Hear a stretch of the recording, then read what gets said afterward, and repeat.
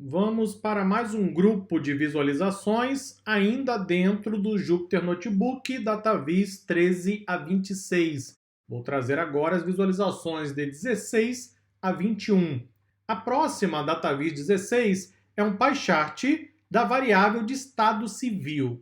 Só que, para poder criar o gráfico de pizza, não é, o pie chart, eu vou fazer um resumo na variável de estado civil. Observe o que nós temos aqui. Vou pegar a variável do nosso conjunto de dados, que é marital status, vou fazer o value counts. Você lembra o que é isso, né? Já usamos em praticamente todos os capítulos até aqui. Ele vai contar o número de registros por categoria, nesse caso o número de clientes para cada estado civil. Vou converter o resultado para um data frame e vou colocar o nome da coluna como count. E vou gravar isso em estado civil. Vamos imprimir, vamos conferir o tipo. Veja que é um data frame do Pandas. Isso que eu acabei de fazer é uma dica que você vai levar para o seu dia a dia. Às vezes, trabalhar com a variável direto no data frame original pode ser impraticável, porque o data frame original pode ser muito grande, você pode ter problemas de performance, você só quer analisar uma variável, não precisa trazer o data frame inteiro. O que você faz nesses casos? Você pega a variável que você quer analisar, aplica a transformação, cálculo que você quiser e grava em um outro data frame. E então alimenta o seu processo de análise, alimenta o seu gráfico e resolvido o problema, em geral resolve o problema de performance. Está claro? Foi isso que nós fizemos. Nesse caso, o que eu queria? O total de clientes para cada estado civil. Criei um novo data frame. É importante sempre criar um data frame do Pandas para que você possa usar os métodos, não é, do próprio Pandas e a partir daí criar a sua visualização. Gostou da dica, não é? Uma boa dica também para o dia a dia. Vamos então criar o pie chart. Vou usar uma paleta de cores, o Blues_R. Você vai encontrar dezenas de paletas de cores no Seaborn. É só colocar aí no Google, Seaborn, palette, e aí você vai cair na documentação oficial, tem uma lista gigantesca. Vou colocar o tamanho da figura e então vou chamar o método py, do PLT, que na prática é o Matplotlib. Ele vai criar um pie chart. Vou chamar estado civil, que é o meu data frame, que eu criei aqui acima, e então a variável count, que é a coluna que nós também colocamos com o resultado do value counts. Depois disso, o label. Vou usar o índice como label, o índice do meu data frame.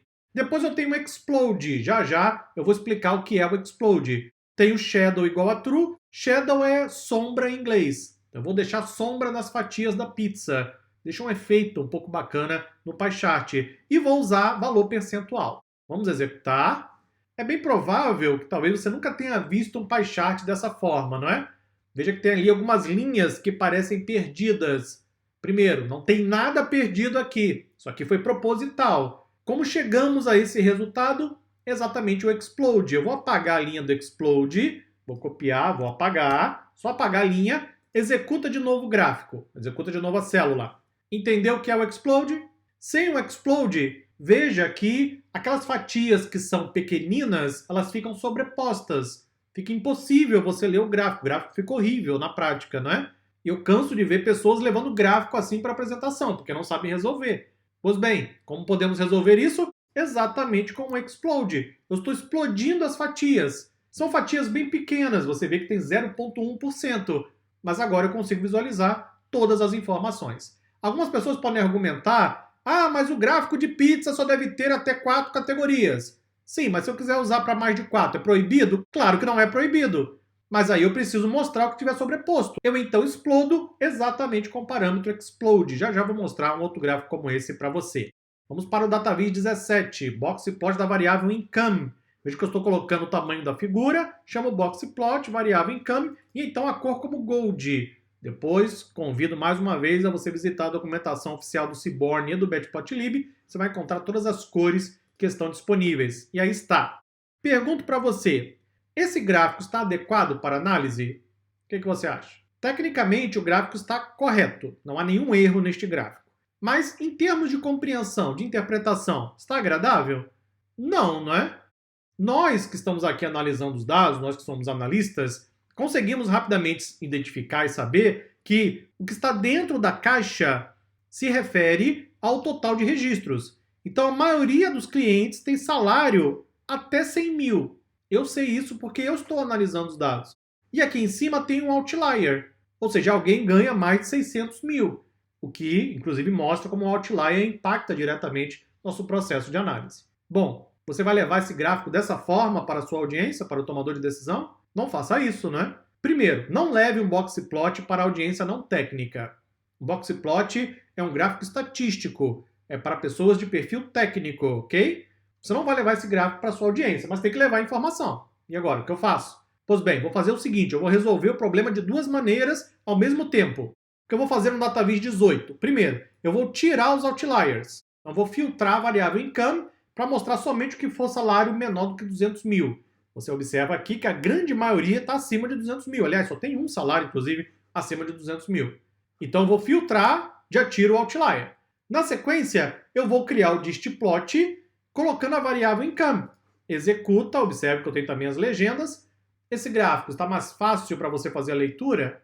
O que nós podemos observar? Que a maioria dos clientes tem salário entre 25 mil e 100 mil. Pronto. Agora, minha audiência deve ficar um pouco mais feliz. Sempre vai ter a pessoa para reclamar, é absolutamente normal. Mas esse gráfico aqui, ele facilita a nossa interpretação em relação ao gráfico anterior. Então, nós resolvemos primeiro o problema do outlier, mudei o tipo de gráfico, consigo entregar a informação de maneira bem mais amigável para a minha audiência. Observe ainda que eu coloquei aqui os labels.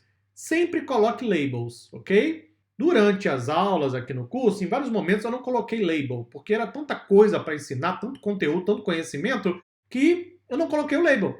E aí ele coloca o nome da variável. Para nós que estamos aqui analisando, tudo bem, nenhum problema.